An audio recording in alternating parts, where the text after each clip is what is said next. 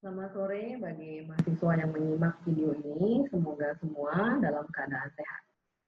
Kita berjumpa kembali pada kesempatan ini untuk mengulas mengenai chapter berikutnya pada mata kuliah kita. Paparan saya akan ditampilkan dalam PowerPoint berikut.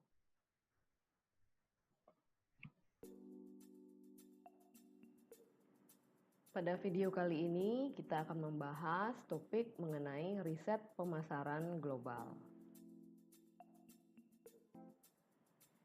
Poin-poin yang akan kita bahas dalam chapter kali ini adalah yang pertama, memformulasikan permasalahan riset. Yang kedua adalah riset pemasaran global dengan data sekunder.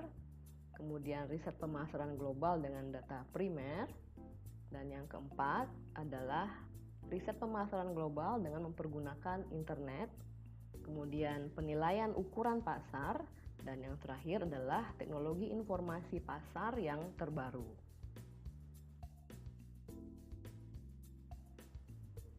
Berikut adalah fakta yang mengilustrasikan bagaimana pentingnya riset pemasaran sebelum memasuki pasar global.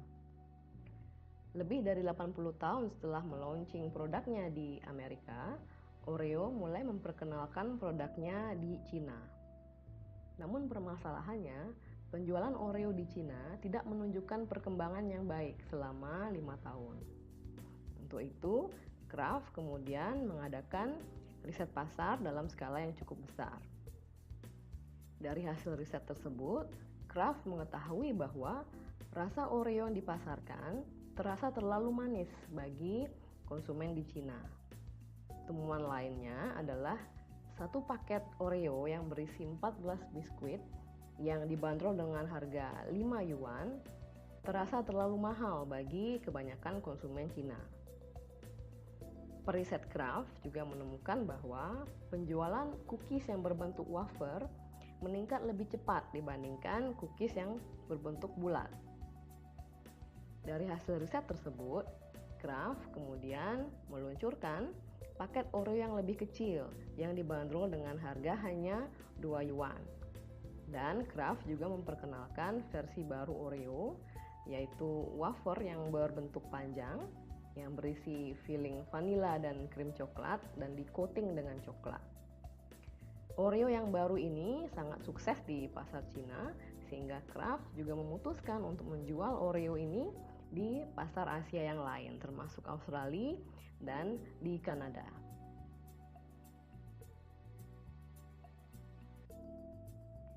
Kisah Kraft menunjukkan bagaimana besarnya manfaat dari riset pasar sebelum memasuki pasar asing.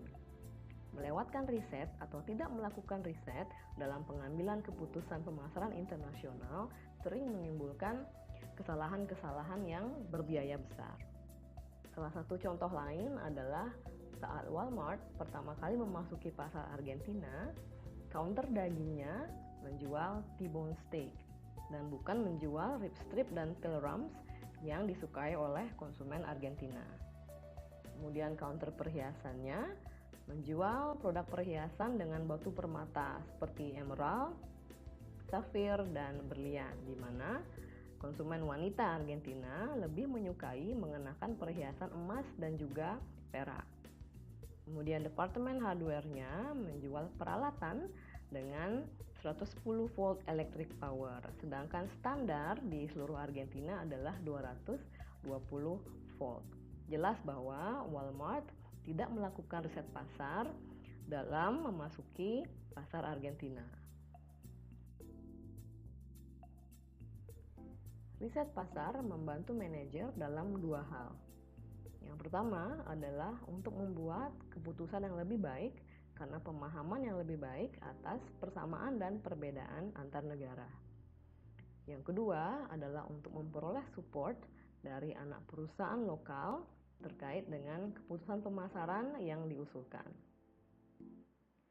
Berbagai metode riset pemasaran yang tersedia bagi riset pasar domestik juga dapat dilakukan dalam konteks global dan cukup efektif. Contoh dari metode tersebut adalah metode riset dengan kuesioner, riset dengan focus group, dan teknik multivariat seperti analisis cluster dan conjoint measurement.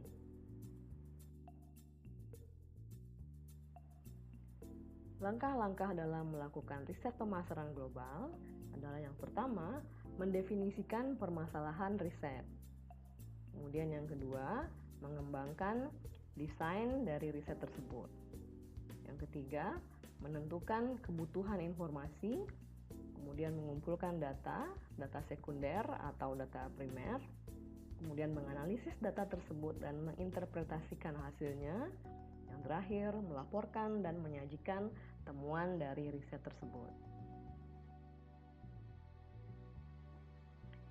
Sejumlah tantangan yang dihadapi saat melakukan riset pemasaran global, yaitu yang pertama adalah kompleksitas dari desain riset karena adanya perbedaan lingkungan antar negara. Yang kedua, tidak tersedianya data sekunder atau data sekunder yang kurang akurat. Yang ketiga adalah waktu dan biaya yang diperlukan untuk mengumpulkan data primer. Kemudian yang keempat adalah bagaimana upaya koordinasi yang sulit dalam melakukan riset multi-country atau riset di beberapa negara sekaligus. Yang kelima adalah kesulitan untuk menghasilkan hasil riset yang comparable antar negara.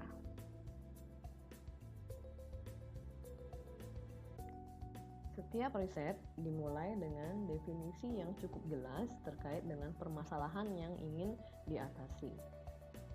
Setelah permasalahan riset jelas, permasalahan tersebut kemudian diterjemahkan ke dalam beberapa pertanyaan riset yang spesifik. Contohnya adalah studi mengenai positioning produk yang dilakukan BMW di pasar Eropa berfokus pada 3 isu berikut. Pertanyaan yang pertama dari riset BMW tersebut adalah apa yang menjadi concern dari konsumen mobil di Eropa dan apa yang mereka inginkan pada mobil mereka. Yang kedua adalah apa yang mereka persepsikan mereka dapatkan dari beberapa brand-brand mobil yang tersedia. Dan yang ketiga, bagaimana implikasi dari kedua jawaban tersebut terkait dengan positioning BMW di beberapa negara di Eropa. Kesulitan utama dalam memformulasikan permasalahan riset adalah kurangnya familiaritas terkait dengan lingkungan pasar asing. Hal ini dapat menyebabkan manajer membuat asumsi-asumsi yang salah mendefinisikan permasalahan riset, dan pada akhirnya membuat kesimpulan yang salah mengenai pasar asing. Untuk mengurangi ketidakpastian ini, riset eksploratory pada tahap awal dari proses riset sangat bermanfaat untuk dilakukan. Salah satu metode yang cukup berguna untuk melakukan riset preliminary atau pendahuluan adalah survei omnibus. Survei omnibus adalah survei yang dijadwalkan secara reguler dan diselenggarakan oleh agensi riset seperti contohnya AC Nielsen yang memuat berbagai pertanyaan dari sejumlah klien. Klien umumnya adalah perusahaan-perusahaan yang ingin memperoleh informasi-informasi singkat mengenai produknya. Survei dilakukan pada konsumen dalam jumlah sampel yang sangat besar yang dikumpulkan oleh agensi riset tersebut. Kuesioner terdiri atas sejumlah besar pertanyaan pada berbagai jenis topik. Masing-masing klien riset atau dalam hal ini perusahaan dapat mengikutsertakan atau menitipkan satu atau lebih pertanyaan pada survei tersebut dan berbagi biaya untuk memperoleh informasi demografi terkait responden dengan klien-klien lain yang juga terlibat dalam survei. Manfaat utama dari survei omnibus adalah dari segi biaya, karena perusahaan-perusahaan yang terlibat berbagi pengeluaran atau expense, sehingga biaya untuk masing-masing perusahaan ini dapat ditekan. Di samping itu, hasil dari survei omnibus ini dapat diperoleh dalam waktu yang cukup singkat. Kemudian, kelemahan utama dari omnibus survei ini adalah hanya sejumlah atau hanya terbatas jumlah informasi yang diperoleh oleh klien. Omnibus Survey umumnya cocok diterapkan jika perusahaan ingin menanyakan beberapa pertanyaan yang cukup sederhana dan diberlakukan pada jumlah sampel responden yang cukup besar. Omnibus Survey juga merupakan suatu opsi untuk menaksir besarnya potensi pasar untuk produk dari suatu perusahaan di pasar asing saat perusahaan tersebut hanya memiliki budget yang terbatas untuk melakukan riset.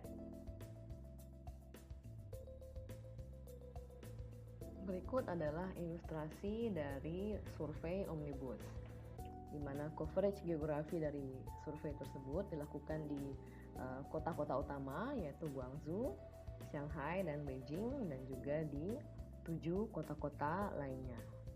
Kemudian secara timing, survei dilakukan dalam 4 putaran dengan ukuran sampel atau jumlah sampel 500 responden di masing-masing city.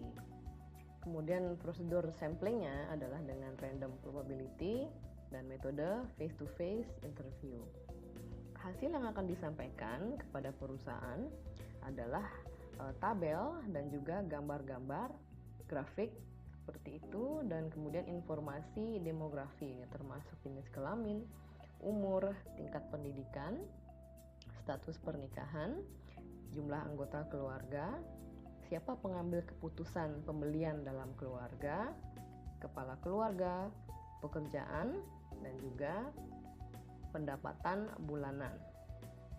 Contoh dari pertanyaan dalam Omnibus Survey adalah yang pertama, apakah Anda mempergunakan produk X? Seberapa sering Anda mempergunakan produk X? Apa yang Anda sukai dan tidak sukai mengenai produk X? Dan berapa harga yang harus Anda bayar untuk produk X, dan pernahkah Anda melihat iklan untuk produk Y? Terkait dengan biaya total bagi klien yang ikut serta dalam Omnibus Survey tergantung pada jumlah pertanyaan yang mereka ikut sertakan. Yang kedua adalah sifat dari pertanyaan, apakah pertanyaan terbuka atau pertanyaan tertutup. Yang ketiga adalah besarnya sampel atau jumlah sampel. Yang keempat, jumlah kota tempat melakukan riset.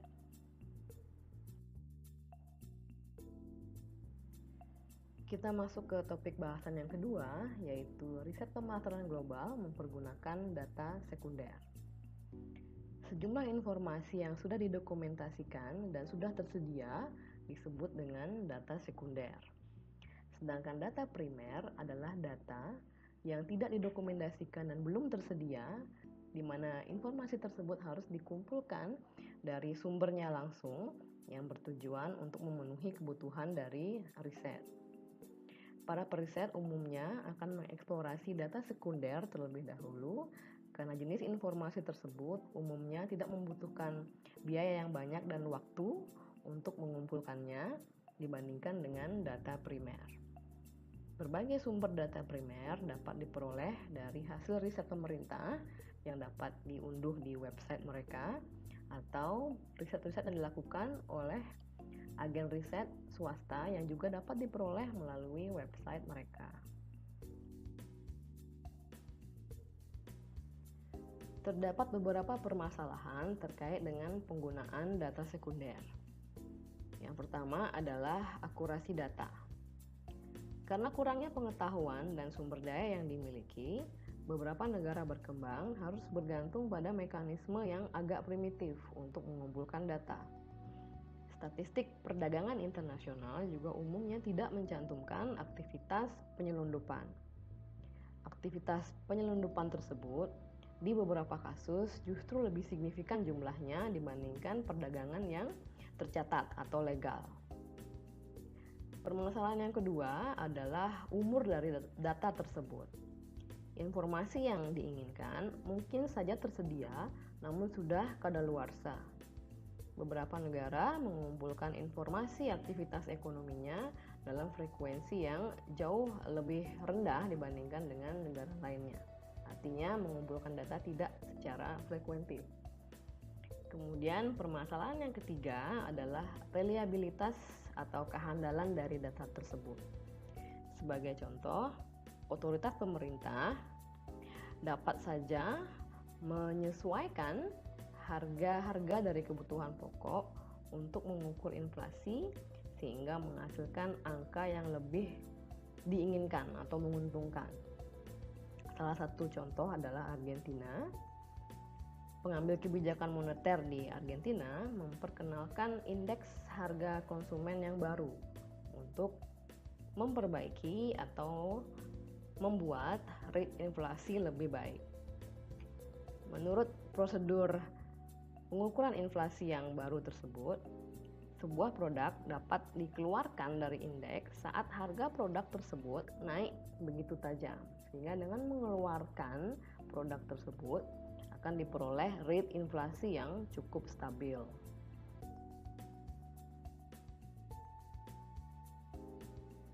Permasalahan berikutnya terkait dengan data sekunder adalah komparabilitas data. Suatu data sekunder dapat menggunakan satuan yang berupa nilai, sementara data sekunder lainnya mempergunakan satuan berupa volume. Katakanlah seorang periset ingin memperoleh statistik atau informasi mengenai penjualan minuman keras di Indonesia dan Thailand. Di Indonesia, data tersebut tersaji dengan satuan nilai atau jumlah rupiah penjualan dari minuman keras tersebut. Sedangkan di Thailand, data tersebut tersedia dalam volume, artinya berapa botol minuman keras yang terjual. Kedua data tersebut menjadi tidak comparable karena mempergunakan satuan yang berbeda. Untuk mendapatkan informasi yang lebih baik, satuan dari data tersebut harus disamakan terlebih dahulu. Permasalahan lainnya juga adalah dalam beberapa data terkait dengan penjualan minuman keras, beberapa negara mencantumkan penjualan champagne, sedangkan negara lain mungkin tidak mencantumkan. Sehingga data-data ini menjadi tidak comparable antar negara. Permasalahan yang kedua adalah lumping data atau mengumpulkan data dalam jumlah yang besar atau berbagai macam data dalam satu data yang utuh. Contohnya adalah petugas pencatatan data seringnya mengelompokkan statistik beberapa variabel dalam kategori yang sangat luas. Contohnya, jika ingin mengetahui seorang periset yang ingin mengetahui tingkat penjualan minuman keras satu negara akan menemui kesulitan karena data yang tersedia hanya data yang sangat luas, yaitu data penjualan minuman di negara tersebut. Data tersebut termasuk di dalamnya data penjualan minuman dalam kemasan, minuman keras, minuman berenergi, dan yang lain-lain. Dan data tersebut tidak dikategorikan berdasarkan kategori tersebut, namun dijadikan satu dalam kategori yang luas. Sehingga hal tersebut menyulitkan dalam mengambil informasi yang lebih spesifik, seperti berapa angka penjualan minuman keras tadi. Jadi, lumping data ini menyebabkan berkurangnya kebermanfaatan data untuk keperluan riset pemasaran internasional. Kita masuk ke materi berikutnya, yaitu riset pemasaran global mempergunakan data primer. Data primer dapat dikumpulkan melalui beberapa cara. Yang pertama adalah melalui focus group, yang kedua riset survei, yang ketiga riset observasi, dan yang keempat tes pasar. Fokus grup adalah diskusi terstruktur dalam grup kecil dari target pelanggan atau konsumen, umumnya 8-12 orang dan terkadang lebih. Diskusi ini difasilitasi oleh moderator profesional. Tujuan dari diskusi fokus grup ini adalah untuk menghasilkan informasi yang dapat memandu pelaksanaan riset kuantitatif. Tujuan lainnya adalah untuk memperoleh informasi mengenai peluang pengembangan produk baru atau untuk menguji konsep produk baru yang sedang dikembangkan dan informasi-informasi lainnya. Kita bahas metode riset yang pertama, yaitu riset survei. Hal-hal yang perlu diperhatikan dalam melakukan riset survei yang pertama adalah desain kuesioner. mencakup diantaranya terjemahan. Terjemahan kuesioner yang baik di suatu negara sangat penting, karena dengan terjemahan yang baik, responden dapat memahami isi kuesioner tersebut dengan baik sehingga memberikan respon sesuai dengan yang diinginkan. Beberapa teknik untuk membuat terjemahan yang baik atau menghasilkan terjemahan yang baik adalah back translation yang sudah kita bahas sebelumnya dan parallel translation. Isu yang kedua adalah scalar equivalence. Perlu diperhatikan bahwa skor yang tinggi yang diberikan di satu negara tidak serta-merta berarti skor yang tinggi di tempat lain. Contohnya adalah masyarakat atau konsumen dari Amerika Latin, mereka cenderung menggunakan skala yang besar. Contohnya adalah responden yang kurang berminat atau kurang tertarik, kemungkinan masih akan memberikan nilai 7 sampai dengan 8 pada kuesioner. Di sisi lain, konsumen Asia cenderung bergravitasi pada skala di tengah-tengah. Isu berikutnya adalah pada beberapa negara, masyarakat memandang angka 1 sebagai angka yang menunjukkan nilai yang terbaik. Dan angka di ekstrem yang berikutnya atau di endpoint yang berikutnya adalah skala yang terendah. Sebaliknya, di negara yang berbeda, angka 1 dianggap buruk, mencerminkan nilai yang buruk, dan angka yang lebih besar mencerminkan nilai yang lebih baik. Sehingga periset perlu memperhatikan skala yang didesain di masing-masing negara dan perlu juga mencantumkan bahwa angka 1 itu menggambarkan nilai yang seperti apa, apakah sangat baik atau sangat buruk. Kemudian isu berikutnya adalah sangat penting untuk mengetes kuesioner sebelum disebarkan atau melakukan pretest.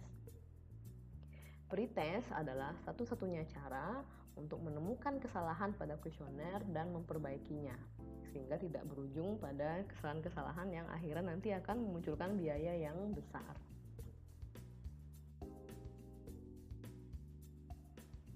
Isu yang kedua dalam riset survei adalah sampling plan atau rencana sampling. Rencana sampling pada dasarnya berpusat pada 3 isu berikut. Yang pertama adalah siapa yang akan disurvei atau siapa yang menjadi target populasi. Ini disebut dengan unit sample atau sampling unit.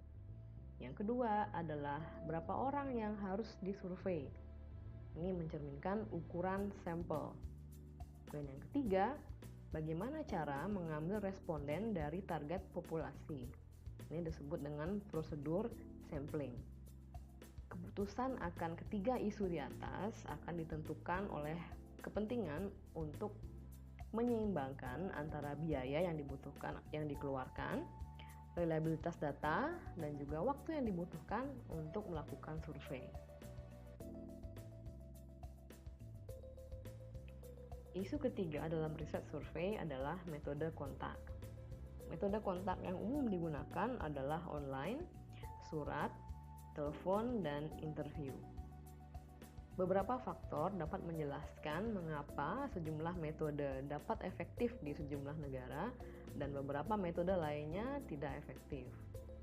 Norma budaya sering membuat beberapa metode pengumpulan data menjadi tidak efektif. Contohnya, konsumen Jerman cenderung kurang menyukai interview telepon untuk melakukan survei dibandingkan dengan konsumen di negara-negara Eropa lainnya. Berikutnya adalah telepon yang dilakukan pada siang hari tidak akan efektif di Arab Saudi karena norma sosial mengharuskan bahwa istri tidak boleh merespon panggilan dari orang asing. Kemudian di banyak negara berkembang, kurang berkembangnya infrastruktur menjadi hambatan utama dalam melakukan riset pasar. Kurangnya layanan telepon di banyak negara berkembang menciptakan tantangan dalam melakukan survei melalui telepon. Mempergunakan internet untuk mengumpulkan data kuesioner juga dapat terhambat karena kurangnya infrastruktur internet atau kurangnya akses internet di negara berkembang atau rendahnya level literasi teknologi masyarakat setempat.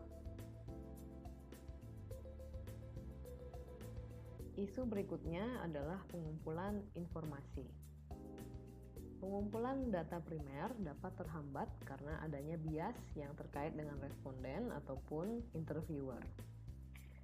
Masalah yang utama dalam penyebaran kuesioner adalah responden yang tidak ingin merespon undangan survei dikarenakan alasan keengganan untuk berbicara dengan orang asing atau ketakutan atas kerahasiaan data pribadinya dan bias-bias budaya yang lain. Satu-satunya cara untuk mengatasi non-respon ini adalah atau ketidakmauan responden untuk merespon survei adalah dengan memperbesar ukuran sampel. Artinya, jika ukuran sampel yang diinginkan pada suatu studi adalah 300, umumnya kuesioner yang disebarkan adalah 2 kali lipatnya atau 600 untuk mengatasi masalah non-response ini. Isu yang kedua adalah courtesy bias, yaitu keinginan untuk ramah terhadap orang lain. Bias ini umum terjadi di Asia dan Timur Tengah. Responden merasa memiliki keharusan untuk memberikan respon yang dapat sekiranya membuat interviewer merasa senang. Kemudian bias berikutnya adalah social desirability bias, di mana responden berusaha untuk membuat interviewernya terkesan atau berusaha untuk mencerminkan status sosial tertentu dalam responnya. Umumnya contoh pertanyaannya adalah berapa income bulanan. Ini umumnya terjadi social desirability bias, di mana responden beberapa menggelembungkan angka tersebut. Kemudian akan sangat berguna atau bermanfaat untuk melakukan redundancy. Artinya menanyakan pertanyaan yang sama dalam cara yang berbeda di beberapa bagian kuesioner. Dengan cara ini, periset dapat meng-cross-check validitas dari jawaban responden. Apabila jawaban responden tidak konsisten, maka respon itu tidak valid. Namun jika jawaban responden konsisten di beberapa pertanyaan tersebut, maka respon tersebut adalah valid.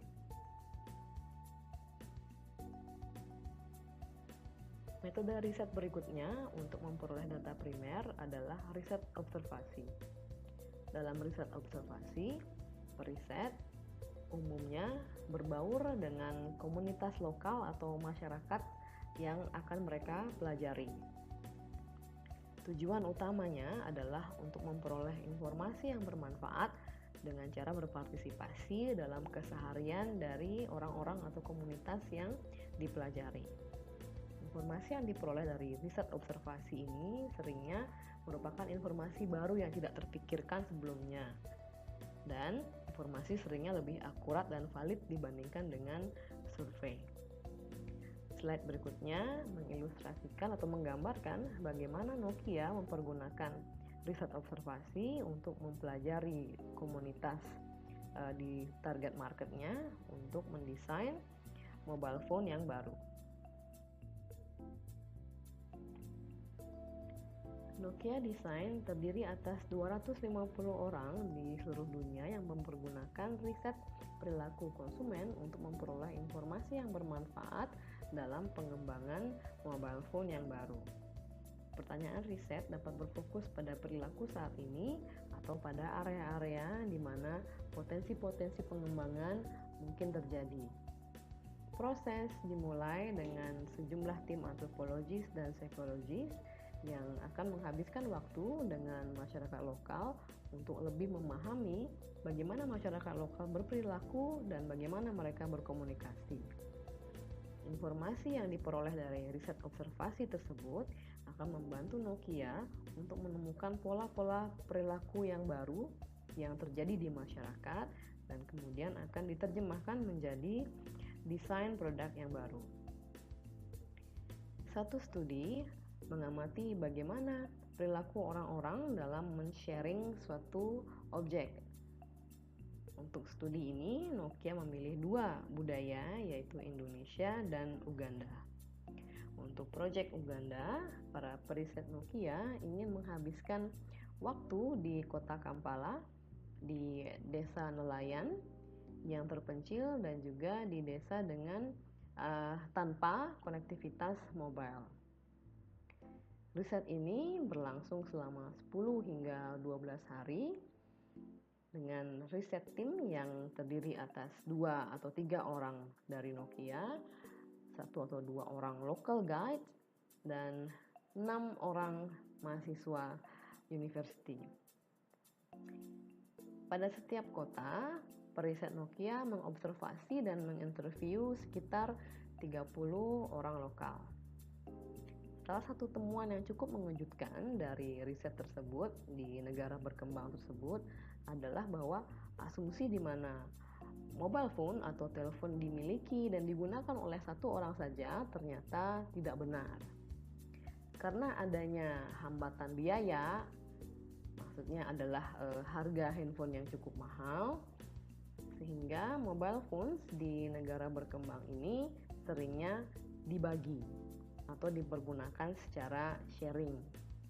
Sebagai hasilnya, Nokia mendesain telepon yaitu Nokia 1200 dan 1208 dengan penggunaan sharing sebagai prioritas utamanya.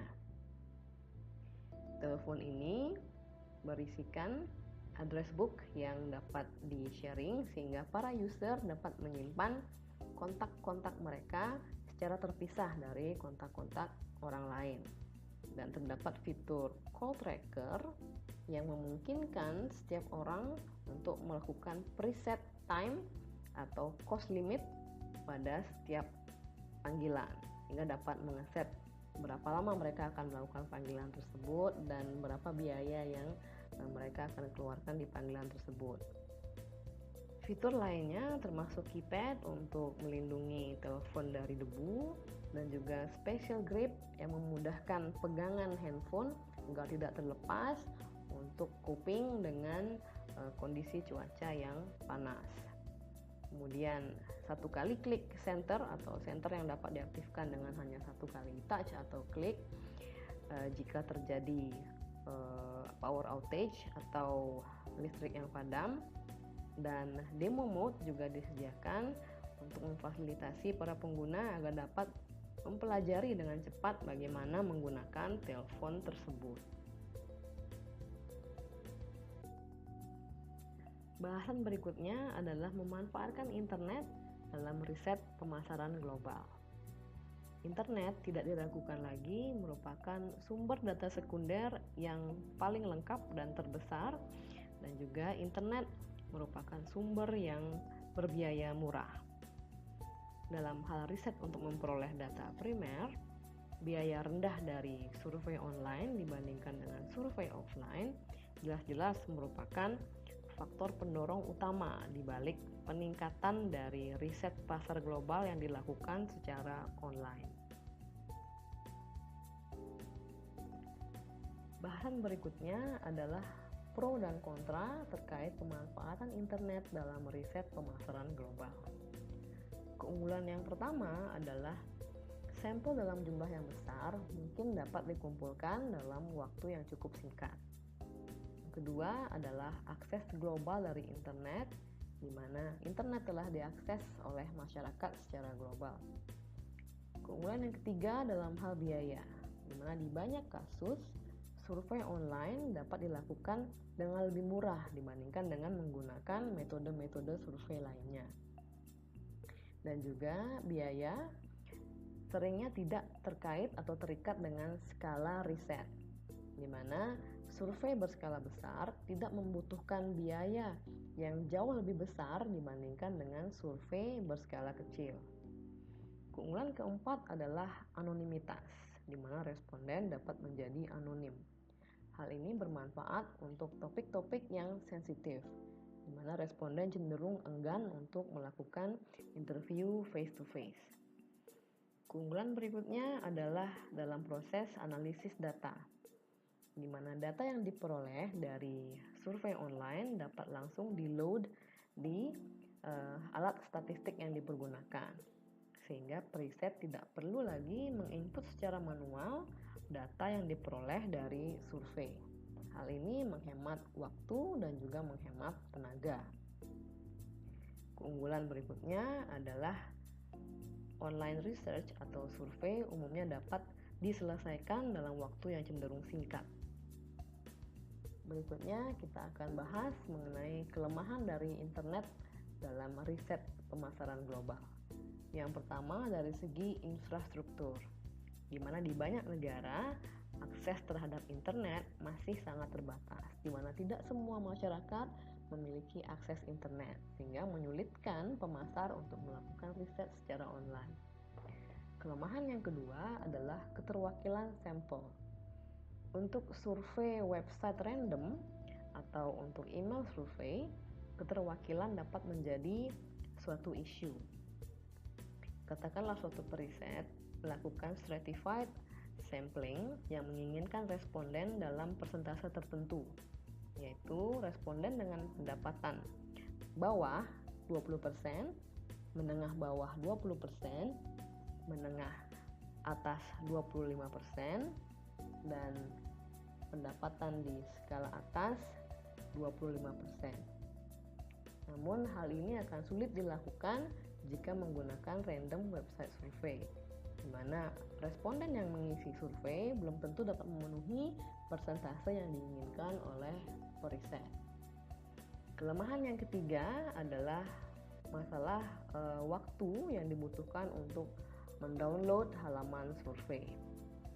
Berikutnya adalah permasalahan teknologis seperti alamat email yang tidak benar atau koneksi internet yang buruk.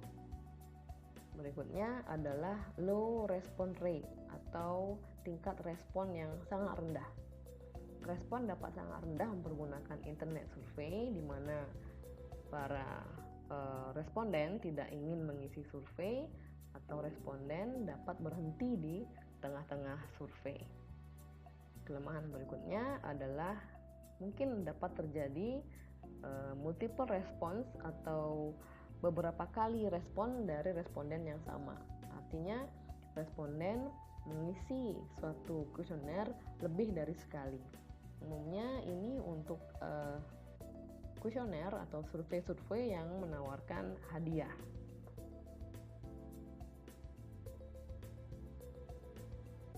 Sejumlah metode yang bermanfaat dalam riset pasar global, termasuk diantaranya yang pertama, survei online. Dengan survei website random, pengunjung pada suatu website diminta untuk mengisi kuesioner. Apabila mereka setuju, mereka akan diarahkan ke suatu halaman website di mana survei tersebut diposting. Yang kedua adalah survei website panel. Survei ini bergantung pada panel responden, di mana masing-masing anggota panel memiliki alamat email. Saat mereka layak untuk mengisi suatu survei, anggota panel tersebut dikontak melalui email dan diminta untuk melengkapi survei tersebut yang dapat diakses mempergunakan suatu password. Metode yang ketiga adalah web visitor tracking, di mana server secara otomatis mengumpulkan sejumlah informasi yang cukup banyak mengenai perilaku surfing website dari para pengunjung. Contohnya seperti jumlah waktu atau lamanya waktu yang dihabiskan oleh pengunjung pada masing-masing halaman, produk-produk apa yang mereka klik, dan sebagainya. Pemasar dapat mengakses dan menganalisis informasi ini untuk merancang konten komunikasi yang sesuai dengan masing-masing pengunjung. Bahasan berikutnya adalah menaksir ukuran pasar. Saat pemasar akan memutuskan apakah untuk memasuki suatu negara atau tidak, salah satu penentu utamanya adalah potensi pasarnya. Bagi banyak industri dan juga negara berkembang, informasi terkait dengan permintaan pasar seringnya tidak tersedia. Dalam situasi tersebut, pemasar perlu menaksir ukuran pasar dengan cara-cara yang sederhana. Cara yang pertama adalah metode analogi.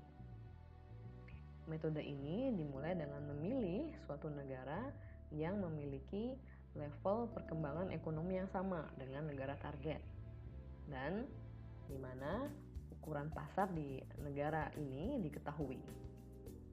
Metode ini berdasarkan atas premis bahwa hubungan antara permintaan terhadap suatu produk dan suatu indikator, contohnya adalah permintaan terhadap produk yang terkait, adalah sama di kedua negara. Ilustrasi dari metode analogi adalah katakanlah suatu pemasar ingin memasarkan DVD player di Ukraina. Maka pemasar tersebut pertama-tama perlu untuk mencari negara dengan tingkat perkembangan ekonomi yang sama dengan Ukraina. Dalam hal ini diasumsikan Polandia. Kemudian pemasar perlu mencari informasi produk apa yang dapat mencerminkan besaran pasar dari DVD player. Diperolehlah TV berwarna, di mana tingkat penjualan TV berwarna akan mencerminkan atau paling tidak sejalan dengan tingkat penjualan dari atau permintaan dari DVD player. Sehingga diperolehlah persamaan seperti tertera pada slide, yaitu DVD player demand di Ukraina per penggunaan TV berwarna di Ukraina akan sama dengan permintaan DVD player di Polandia per penggunaan TV berwarna di Polandia. Jadi untuk memperoleh angka permintaan DVD player di Ukraina atau besaran pasar DVD player di Ukraina, pemasar perlu memasukkan angka-angka berikut, yaitu berapa TV berwarna yang digunakan di Ukraina dikali dengan permintaan DVD player di Polandia per penggunaan TV berwarna di Poland. Asumsinya adalah pemasar telah memiliki data-data tersebut. Bagian sulit dari metode analogi ini adalah dalam menemukan negara yang comparable dengan negara target. Dalam hal ini Polandia. Dan kemudian bagian lain yang juga sulit adalah menemukan indikator yang mampu menentukan atau mencerminkan demand dari produk tertentu, suatu produk. Dalam hal ini adalah indikator yang digunakan adalah jumlah TV berwarna yang digunakan. Metode berikutnya adalah trade audit. Cara ini merupakan suatu alternatif untuk menaksir besarnya pasar berbasis pada data produksi lokal, data impor, dan juga data ekspor terkait dengan suatu produk yang ingin diteliti. Jadi persamaannya adalah ukuran pasar suatu produk di negara A sama dengan produksi lokal dari produk tersebut ditambah impor dari produk tersebut dikurangi dengan ekspor produk tersebut. Ini adalah kisaran dari tingkat permintaan produk tersebut di negara A.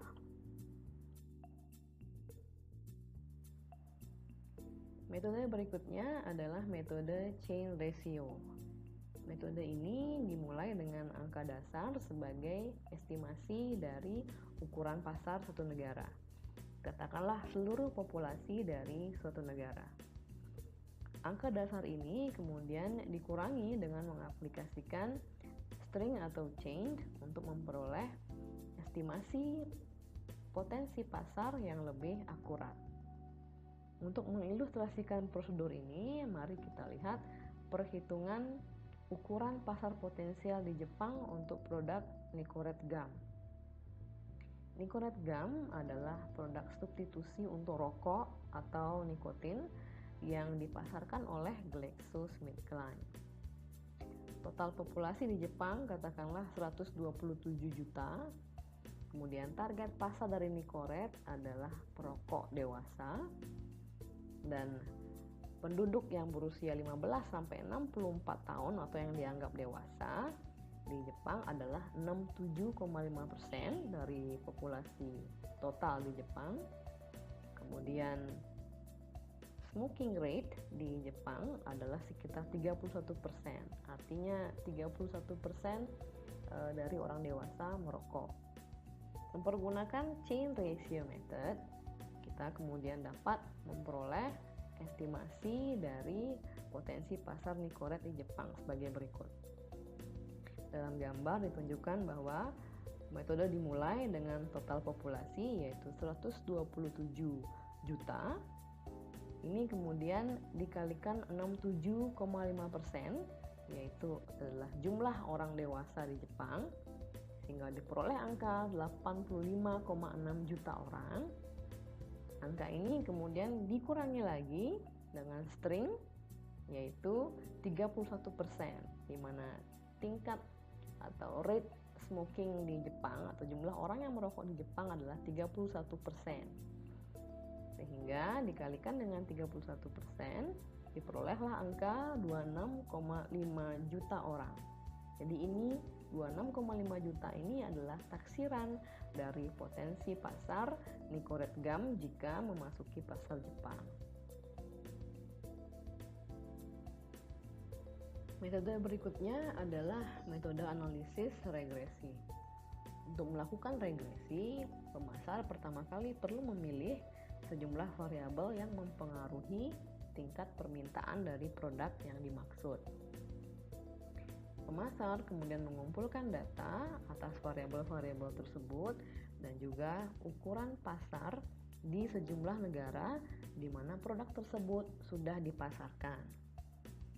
Dengan data-data tersebut, pemasar kemudian dapat mengkalkulasi dan menghasilkan suatu rumus regresi yang memungkinkan pemasar untuk menghitung dan memprediksi ukuran pasar di negara target. Ilustrasi dari analisis regresi adalah sebagai berikut. Katakanlah suatu perusahaan elektronik XYZ yang berbasis di Eropa mempertimbangkan untuk menjual DVD player di negara-negara di semenanjung Balkan. Perusahaan ini kemudian mengumpulkan informasi atas penjualan tahunan DVD player di 15 negara Eropa di mana mereka telah memasarkan produknya. Sebagai variabel prediktor, perusahaan memilih dua variabel. Yang pertama adalah GDP per kapita atau produk domestik bruto per kapita dan jumlah TV berwarna yang telah beredar di masyarakat. Mempergunakan data-data tersebut sebagai input, yaitu data penjualan DVD player, data GDP per kapita, dan data jumlah TV berwarna yang beredar di masing-masing dari ke-15 negara tersebut, kemudian diperolehlah persamaan regresi sebagai berikut, yaitu penjualan DVD player secara tahunan sama dengan 13,3 ditambah 2,43 dikali per kapita income ditambah 1,25 dikali jumlah TV yang beredar. Jadi untuk memperoleh taksiran dari besaran pasar di negara target, pemasar tinggal memasukkan angka-angka yang diperlukan dalam rumus berikut, yaitu jumlah income per kapita di negara target dan juga jumlah TV berwarna yang beredar di negara target. Bahasan berikutnya adalah teknologi informasi pasar terbaru. Yang pertama adalah Point of Sale Store Scanner Data. Perusahaan seperti AC Nielsen mengumpulkan data pergerakan penjualan dari rekaman scanner checkout di sejumlah toko retail. Data ini kemudian diproses untuk menghasilkan informasi mengenai pergerakan penjualan mingguan dan pangsa pasar dari masing-masing merek. Yang kedua adalah behavior tracking, yaitu mempergunakan software untuk men-track aktivitas-aktivitas yang dilakukan oleh pengguna internet. Aktivitas yang di-track adalah halaman-halaman yang dikunjungi, kemudian konten-konten yang dilihat, dan juga topik-topik yang di-search, dan juga pembelian-pembelian terdahulu. Informasi ini kemudian diproses untuk menghasilkan suatu profil konsumen atau consumer profiling. Dari profil ini, konsumen kemungkinan akan menerima iklan-iklan yang berkaitan dengan topik-topik yang di search di internet sebelumnya dan juga produk-produk yang dibeli sebelumnya. Ada kemungkinan bahwa jika Anda mengetik di Google mengenai tiket pesawat dari Denpasar ke Bandung, maka pada pencarian Anda berikutnya di browser untuk topik yang berbeda atau Anda mengunjungi suatu website yang berbeda, akan muncul pop-up ads atau ad banner di website tersebut yang mengiklankan situs-situs yang menjual tiket Denpasar Bandung. Jadi topik yang ketiga atau isu yang ketiga adalah pergeseran dari pemasaran massal ke pemasaran mikro. Pemahaman yang lebih baik mengenai perilaku belanja dan juga perilaku viewing pengguna internet telah mentransisikan fokus atau menggeser fokus dari pemasaran massal ke pemasaran individual. Teknologi informasi terbaru yang telah dipaparkan sebelumnya memungkinkan perusahaan untuk menyesuaikan strategi-strategi marketing mereka, yaitu strategi pricing, strategi produk, strategi promosi dan iklan mereka ke masing-masing konsumen sesuai dengan consumer profiling yang dimaksud di atas. Jadi, pemasaran database memberikan peluang atau kesempatan bagi perusahaan untuk memulai direct contact dengan konsumen mereka.